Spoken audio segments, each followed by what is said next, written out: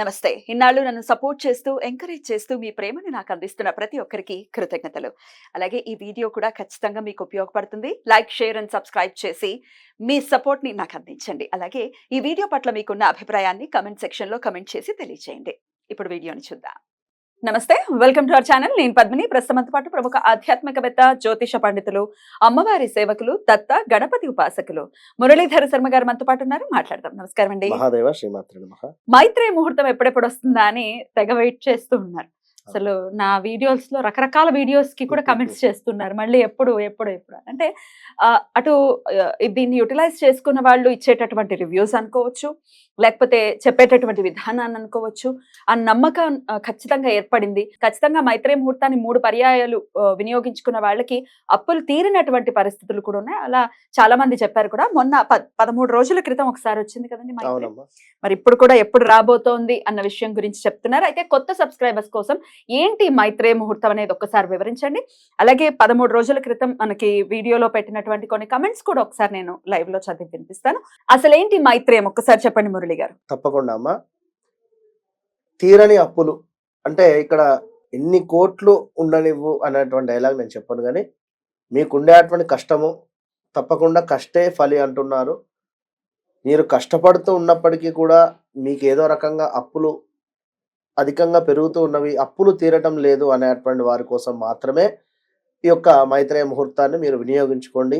నెలలో మనకు 1-2 సార్లు మాత్రమే వస్తుంది కనుక ఈ యొక్క మైత్రేయ ముహూర్తం అంటేనే మనకు తప్పకుండా కూడా ఈ యొక్క కుజునికి సంబంధించింది, అదేవిధంగా శుక్రునికి సంబంధించినటువంటి ముహూర్తాన్ని ఆ యొక్క నక్షత్రాలు కానీ లగ్నాలు కానీ ఉండేటువంటి పరిస్థితులు కనుక తప్పకుండా కూడా అప్పు మాత్రమే నేను చెప్తూ ఉన్నాను. ఇక్కడ ఎవరికైనా అప్పు ఇవ్వాలి, 1,00,000 రూపాయలు కానీ లేదా 5 లక్షలు కానీ 10 లక్షలు కానీ, అందులో మనకి ఈ యొక్క మైత్రేయ ముహూర్తం ఏదైతే ఉందో ఈ యొక్క ముహూర్తంలో ఒక 5,000 కానీ లేదా ఒక 500 కానీ లేదా ఒక 50,000 కానీ ఇట్లా మీకు తోచినటువంటి అమౌంట్ వారికి ఇచ్చేటువంటి ప్రయత్నం చేయండి. ఇది మొదటిసారి. రెండవసారి గూగుల్ పే కానీ ఫోన్ పే ద్వారా కానీ ఇవ్వండి. మూడవసారి నేరుగా ఇవ్వండి. మొత్తం మీద 3 సార్లు ఈ యొక్క ముహూర్తాన్ని వినియోగించుకోండి. ఈ 3 సార్లలో ఒకసారి మీరు వారిని కలిసినా పర్వాలేదు, 2 టైమ్స్ ఆన్లైన్ పేమెంట్ చేసినా కూడా పర్వాలేదు, లేదు వారు అందుబాటులోనే ఉన్నారు అనుకున్న 3 టైమ్స్ వారికి హ్యాండ్ క్యాష్ ఇచ్చినా పర్వాలేదు. ఇక గోల్డ్ రిలేటెడ్ ఇబ్బందులు ఉన్నవి అనేటువంటి దాంట్లో చాలా మంది కూడా గోల్డ్ కూడా మాకు రికవరీ అయింది అనేటువంటి వారు కూడా కామెంట్స్ రూపకంగా కూడా చెప్పడం జరిగింది అంతకుముందు వీడియోలో. కనుక తాకట్టులో బంగారం ఉంది అనుకోండి, ఈ యొక్క సమయానికి మీరు వారికి ఫోన్ పే ద్వారా కానీ గూగుల్ పే ద్వారా కానీ కట్టండి. మరి ఫోన్ పేలు గూగుల్ పే లేవు అనేటువంటి వారు ఒక లెటర్ రాయండి అని చెప్పి కూడా చెప్పడం జరిగింది. విన్నారా? తప్పకుండా మీ యొక్క పేరు, ఆ యొక్క అమ్మవారి యొక్క సాక్షాత్తు ఆ యొక్క అమ్మవారి యొక్క పేరు రాయండి. శ్రీ లక్ష్మీదేవి అని చెప్పి అమ్మవారి యొక్క పేరు రాసుకోండి. తప్పకుండా అమ్మవారి దయ రూపకంగా నేను వీరికి ఈ యొక్క అప్పు తీరుస్తున్నాను అని చెప్పి ఒక 1016 కావచ్చు, లేదా 5,116 కానీ 5,116 కానీ ఎవరికైతే అప్పు ఇవ్వాలనో వారు అందుబాటులో లేకున్నా, మీకు ఫోన్పేలు గూగుల్ పే లేకున్నా, మీరు ఈ యొక్క రూపకంగా మనం చెప్పినటువంటి యొక్క మైత్రేయ ముహూర్తంలో వారి యొక్క పేరును చక్కగా కూడా రాసుకొని అమ్మవారి యొక్క దయ వలన నేను వీరికి మన అప్పు ముట్టుతుంది అని చెప్పి భావన చేసుకొని ఆ అమౌంట్ను ఆ యొక్క పేపర్ మీద పెట్టేసి ప్యాక్ చేసేసి ఆ యొక్క దేవతార్చన రూమ్లోనే ఉంచేసేయండి. అటు పిమ్మట ఒక 2 రోజులకో 3 రోజులకో వారికి అవి చేర్చేటువంటి ప్రయత్నం చేయాలి. రిపీట్, వారికి చేర్చేటువంటి ప్రయత్నంలో ఆ మీద పెట్టినటువంటి చిల్లర ఏదైతే ఉందో 116 అవి మీ దగ్గర ఉంచుకోండి. రౌండ్ ఫిగర్ మాత్రం వారికి పంపండి. ఇక ఉద్యోగానికి సంబంధించింది కూడా లాస్ట్ మంత్ లో ఇంటర్వ్యూలో ఎవరో చెప్పి ఉన్నారు, మనకు ఉద్యోగం కూడా ప్రయత్నం చేసాము, ఉద్యోగం వచ్చింది అని కూడా. కనుక ఎన్నో మిరాకిల్స్ ఇచ్చేటువంటి యొక్క మైత్రేయ ముహూర్తాన్ని అందరూ వినియోగించుకొని అందరూ బాగుండాలి. ఇక్కడ ఏదో ఇక్కడ కూర్చొని చెప్తున్నామని కానీ లేదా మాకేదో అప్పు ఉంది అని కానీ అసలు ఎట్లా తీరుతుంది అనేటువంటి నెగిటివ్ ఆలోచన ఉండేటువంటి వారు మీరు ఇది అసలు ప్రయత్నం కూడా చేయకండి, అవసరం కూడా లేదు. ఖచ్చితంగా నమ్మకంగా చేయండి, ఫలితం ఉంటుంది. అలా నమ్మకంగా చేసిన వాళ్ళు కొంతమంది కమెంట్స్ పెట్టారు, ఒకసారి చదువుతున్నానండి. శ్రావణి గారు, రెమెడీ చాలా బాగా వర్కౌట్ అయ్యింది, థ్యాంక్ యూ అంటూ పెట్టారు. దానికి దానికి కొన్ని కమెంట్స్ వచ్చాయి, కెన్ యూ ప్లీజ్ ఎక్స్ప్లెయిన్ అంటూ. ఎందుకంటే ఎవరైనా కమెంట్ పెడితే దాన్ని అడుగుతారు, నిజంగా ఎలా జరిగింది అని అడుగుతూ ఉంటారు. అయితే ఆవిడ మళ్ళీ రిప్లై చేశారు, ట్యూస్డే ఒకరికి 3000 ఇవ్వాలి, 500 రూపీస్ ఇచ్చాను, అంటే ఆ ముహూర్తం టైంలో ఇచ్చాను, నెక్స్ట్ వీక్ కి టోటల్ సెటిల్ చేసేసాను, వేరే 3 డెబిట్స్ కూడా క్లియర్ అయిపోయాయి. వారి శక్తిగా 3000 ఎక్కువ, అయ్యో వారు తీర్చారు అని ఆ విషయాన్ని మనతో షేర్ చేసినందుకు సంతోషం. డెఫినెట్లీ వర్కౌట్ అవుతుంది, ఐ విల్ ట్రస్ట్ అంటూ రాస్తున్నారు. సో ఇంకా కొన్ని కమెంట్స్ చూసుకున్నట్టయితే, బ్యాంక్ టైం కాదు కదా, బ్యాంక్ టైం కాని సందర్భాల్లో గూగుల్ పేలు, ఫోన్ పేలు అని చెప్తూనే ఉన్నాము, ఆన్లైన్ లో చెయ్యండి అని, దానికి బ్యాంక్ తో సంబంధం లేదు అని చెప్తున్నారు. లెటర్ విషయం కూడా ఇప్పుడు క్లియర్ గా వివరించారు కాబట్టి లెటర్ కూడా రాసి పెట్టుకోవచ్చు. తర్వాత జాబ్ కోసం ఎలా లెటర్ రాయాలి చెప్పండి అని అడుగుతున్నారండి. ఉద్యోగం కోసము మీరు ప్రయత్నం చేయండి, ఫలానా ఉద్యోగము ఎప్పుడు ప్రయత్నం చేస్తున్నారు, ఏ కంపెనీలో ప్రయత్నం చేస్తున్నారు, ఇంతకుముందు ఎక్కడ జాబ్ చేసి ఉన్నారు, అది మానేయడానికి కారణం ఏమిటి అనేటువంటిది ఒకసారి మీరు రాసుకొని, ఈ ఉద్యోగం నాకు ఇప్పుడు ఏదైతే కొత్తగా ఉన్నటువంటి కంపెనీ కానీ లేదా ఆ ఉద్యోగంలో మీ యొక్క పోస్ట్ ఏమిటి అనేటువంటిది కానీ అది ఒకసారి క్షుణ్ణంగా రాసుకొని, నేను ఇందులో చేరబోతున్నాను, ఇది నాకు రాబోతుంది అనేటువంటి విషయంగా అనుకొని తప్పకుండా కూడా అమ్మవారికి నమస్కారం చేసుకొని ఆ యొక్క లెటర్ రాసి పెట్టుకోండి, అంతే. అలాగే గురువుగారు చాలా అప్పులు ఉన్నాయి, ఒకేసారి తీర్చాలి అంటే కుదరదు కదా, ఏం చేయాలి? ఇప్పుడు రకరకాల చేయబోదులు తీసుకొని ఉండాలి. ఇప్పుడు అప్పులు అని చెప్పాను ఇక్కడ, చాలా అప్పులు అంటే ముందు ఏదైనా 1, 2, 3 ఇట్లా, అయ్యో పప్పు చారు మనకు ఆలుగడ్డ కావచ్చు, ఇంకేదో 4 రకాలు ఉంటాయి అక్కడ, ఒకసారి అయితే తినలేం కదా, ఏదైనా ఒకటి తర్వాత ఒకటి.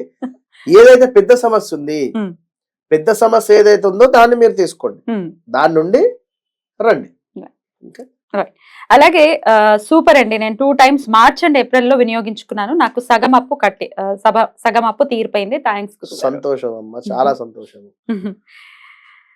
గోల్డ్ ఇవ్వకుండా వెళ్ళిపోయారు నా గోల్డ్ ని, ఏం చెయ్యాలి అని అడుగుతున్నారు. ఇది ఓన్లీ అప్పులు తీర్చుకోవడానికి ఎవరో మీరు మోసపోయి ఉన్నారు ఇక్కడ, ఎవరో మీరు ఏదో మాటలు చెప్పి మీరు మోసపోయి ఉన్నారు కనుక తప్పకుండా ప్రయత్నం చేయండి. అమ్మవారు ఈ యొక్క సమయంలో నా గోల్డ్ నాకు తిరిగి వారు ఇవ్వాలి అని చెప్పి మీరు మనసులో చక్కగా ఒక దీపారాధన చేయండి అయ్యా చెప్పినటువంటి సమయానికి ఇంట్లోనే.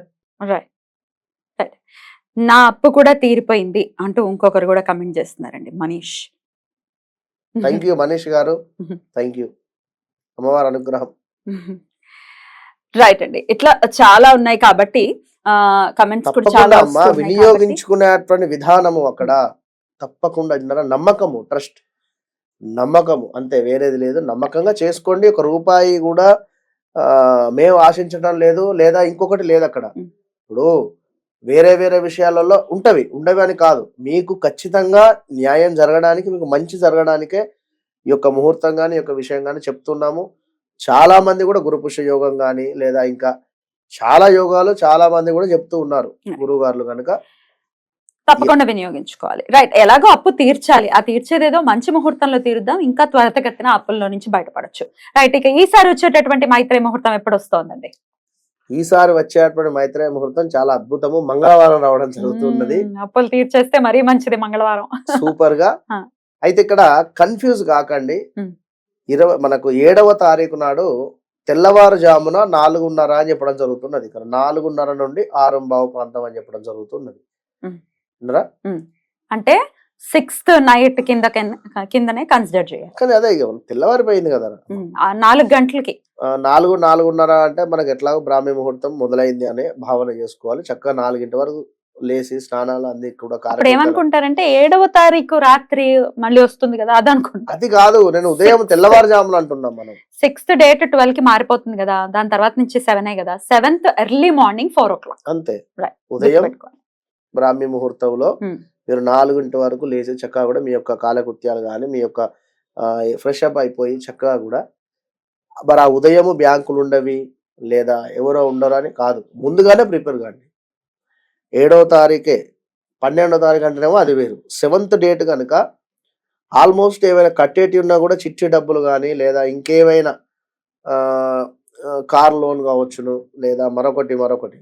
కార్ లోన్ అంటే గుర్తొచ్చిందామా, మొన్నొకరు అంటే మనము ఒక దగ్గర లోన్ తీసుకున్నామంటే ఎంత లాక్ అయిపోతామంటే 7th డేటు కార్ది ఈఎంఐ ఉంది, అది కట్ అయిపోయింది. మళ్ళీ అకౌంట్లో బ్యాలెన్స్ ఉంటే 27వ తారీఖు నాడు మళ్ళీ కట్ చేసేసిండు. అంటే ఒక మధ్యతరగతి వారికి ఎంత అవస్థ అవుతుంది. కనుక అందుకే లోన్స్ ఎక్కువ పెట్టుకోకూడదు అని చెప్పే అటువంటి ఆలోచన. మరలా బ్యాంకు వెళ్ళి అడిగితే అంటే వాళ్ళు లెటర్ రాసి ఇవ్వండి అంటే లెటర్ రాసి ఇస్తే 2 డేస్కి మళ్ళీ వీరి అమౌంట్ వీరికి రావడం జరిగింది. అంటే ఇది ఒక ఇబ్బందికరమైన వాతావరణం కదా. కనుక లోన్స్ జోలికి వెళ్ళదా ఫస్ట్, అసలు అప్పులు చేసేసి ఇబ్బంది పడి తర్వాత అప్పులు ఎలా తీరాలి అనేవి వద్దు అని చెప్తున్నారు. రైట్ అండి. ఇలా మీరు ఈ సమయంలో చక్కగా కూడా లెటర్ రాయండి. కుదిరితే వారికి గూగుల్ పే, ఫోన్ పే చేసేసేయండి. ఒక రోజు ముందే ప్రిపేర్ కండి. రేపు నేను పలానా సమయానికి నేను మీకు అమౌంట్ పంపిస్తున్నాను, మీరు కాదు కూడదు అనద్దు. అమౌంట్ మీరు తీసేసుకోండి అంతే.